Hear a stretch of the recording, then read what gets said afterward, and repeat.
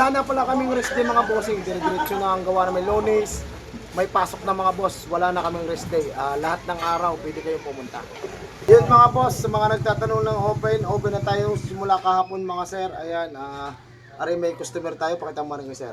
Ayan, vibrate, chinik namin. Napagawa ni sir, kaso nga lang ay hindi pa rin satisfied si sir. Hindi na natin papakita sir, shoutout kay Idol. Ayan, tsaka pagdating pala dito, ito yung side bearing na nakalagay. NHK.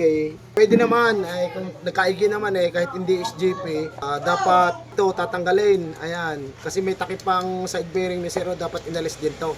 Para yun lang isa itagusan. Kasi ang nangyayari kasi nakaganyan, hindi nababasa masyado to.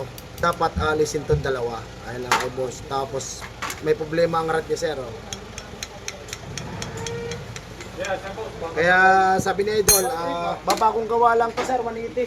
Ayan, babagong gawa, subok siya sa atin. Di ating papalitan pang ilalim naman ang titirahin namin kasi okay na naman ang block, okay na naman ang head. Dito sa ilalim may problema. Vibrate ka itong kay sir makalampang. Ayan mga boss, abubuhin lang natin. Sana pala kaming rest day mga bossing, dire-diretso na ang gawa namin Lunes. May pasok na mga boss, wala na kaming rest day. Lahat ng araw pwede kayong pumunta.